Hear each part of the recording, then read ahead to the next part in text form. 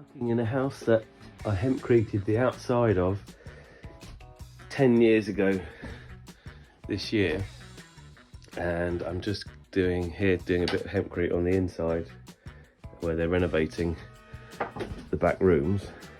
Anyway, you can see some 10-year-old hempcrete where it's coming through the wall from the outside, so there's a gap there. So yeah, it's like rock solid 10-year-old hempcrete. Obviously on the outside it's all rendered, but it's nice to see that it works. It's like I can't even pull that bit off. Lovely. This is the house from the outside. That's all hempcrete. Both sides and the front are all hempcrete. 16th century. And we had to follow the original lines of the building, so it's all lovely, curvy, wobbly, leaning out. And this bit up here is where, that's the other side of the 10-year-old hempcrete on the inside that you can see. Yeah, it's a real pleasure to be back here.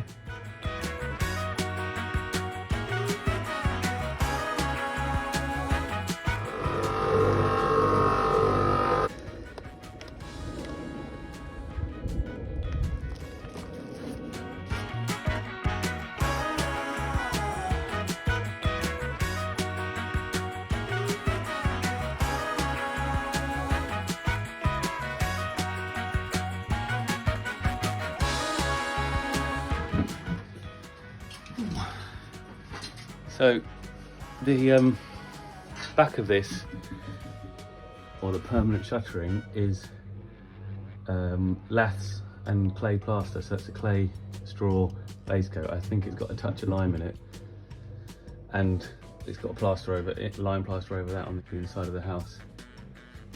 So, and it's if it's original, it's like 300 years old, and now it's a now it's a permanent shuttering for the hempcrete insulation that we're putting up, which is only thin because this is going to be an inside room as well that I'm in. So this is just, it's giving the frame a bit of sturdiness, but it's also giving sound insulation, a bit of thermal insulation from room to room, and it's just covering everything. It's a coverall really, so that we can, or so that the client can finish it. And he's going to finish it with timber cladding. I think that's why the buttons are on the surface rather than buried in the wall. Oh, look at that. 300-year-old clay lime straw plaster. And in the corner here, this is my 10-year-old hempcrete, which is going to match up with my hempcrete now, which I'm stupidly excited about because I'm a massive hempcrete geek. Here's a little hempcrete tip. If you ever have to do a wall where you've got to go right up to the roof like this, rather than try and get all that shuttering at the top, loose pack it by hand first, and then put the shutter on, and then press it all down. Then put a little bit more on top, a lot easier.